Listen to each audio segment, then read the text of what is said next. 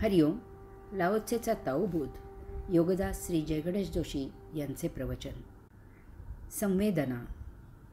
एखादी वस्तू किंवा गोष्ट जेव्हा आपल्या ज्ञानेंद्रियांच्या कक्षेत येते आणि तत्क्षणी कसलाही विचार व्हायच्या आत आपल्यात जी हालचाल होते त्याला संवेदना असे म्हणायचे.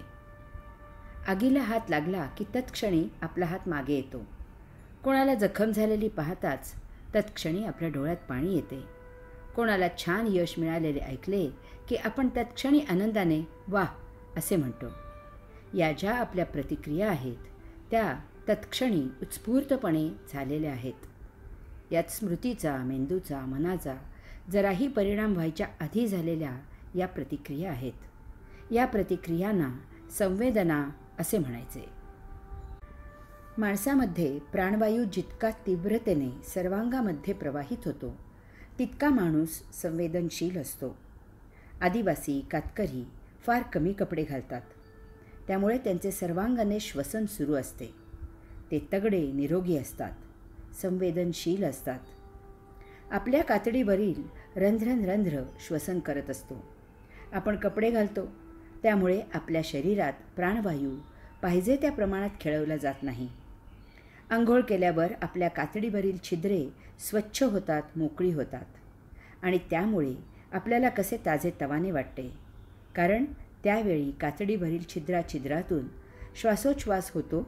कपडे घातले की त्याला अटकाव होतो. लहान मूल कपडे घालत नसल्यामुळे सर्वांगाने श्वसन करत असते. ते निरोगी असते, तसेच फार संवेदनशील असते. माणसाच्या संवेदना बोथट झालेल्या आहेत. त्याला नैसर्गिक संवेदना येणे जवळजवळ बंद झाले आहे असे दुर्दैवाने म्हणायची वेळ आली आहे. काहीही जाणवले की तो एकमेव विचार करतो की यात मला काय स्वार्थ साधता येईल. एका डॉक्टरची आठवण सांगतात की एका रोग्याच्या शरीरात एक भली मोठी गाठ तयार झाली होती. डॉक्टरांनी ती गाठ बाहेर काढली आणि ते उत्स्फूर्तपणे मोठ्याने म्हणाले, वाह, आश्चर्यकारक, फारच छान. ते डॉक्टर असे म्हणत होते याचे कारण अशी दुर्मिळ रोगाने पछाडलेली गाठ जगतात प्रथमच पाहण्यात येत होती. त्यांना ती अभ्यासासाठी आवश्यक होती. म्हणजे त्या बिचाऱ्या रोग्याचा विचार येथे काय प्रकारे होत होता पहा. बाहेर देहादी इंद्रियांची इतकी गडबड सुरू आहे, ते इतका काही गोंधळ घालत आहेत की त्यापुढे माणसाला आतील अंतरात्म्याचा आवाज ऐकायला येणे शक्य होत नाही. त्यामुळे तो बाह्य जगतात, भौतिक वस्तू जगताच्या भोगापवर्गतेत रममाण आहे. तो चंगळवादी, ऐदी झाला आहे. प्रत्येक वस्तूमधून तो फक्त स्वार्थ आणि भोग याचाच विचार करू शकतो. त्याला अन्य संवेदना येतच नाहीत. त्यामुळे बेगडी सौंदर्याचा उघडा बाजार, नाचगाणी, क्रौर्य, अचकट विचकट पाचकळ विनोद यात तो रत आहे.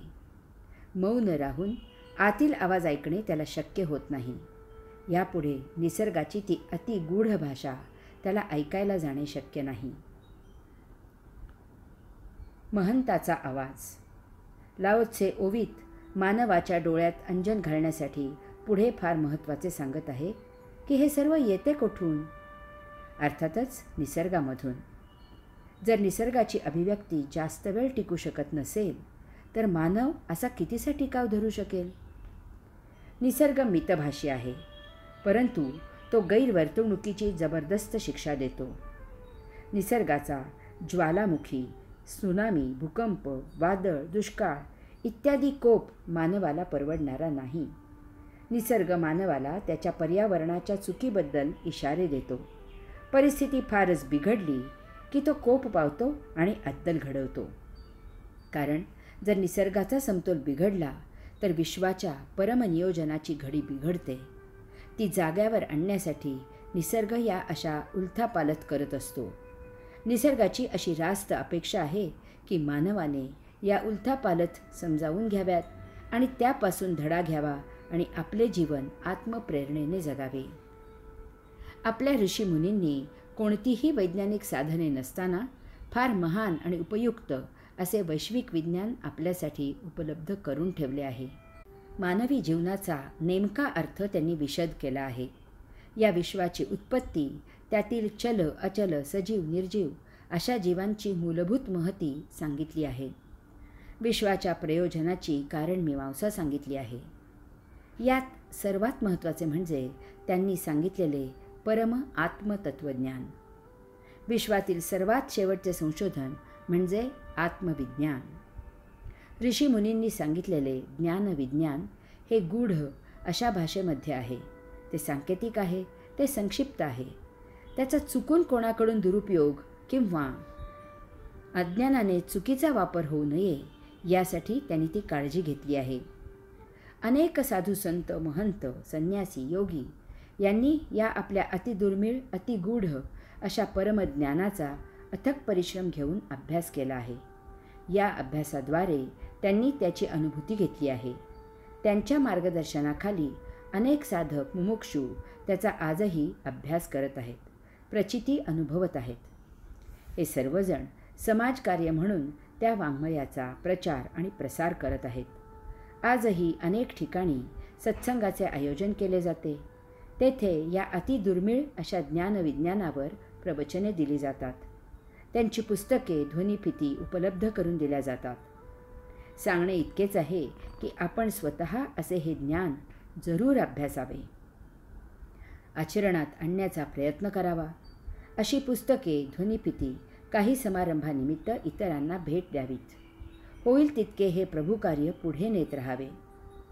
हे असे सांगणारेही आता दुर्मिळ होत आहेत. यास्तव नवीन होत करूंनी पुढाकार घ्यावा. हे वाङ्मय जतन करावे.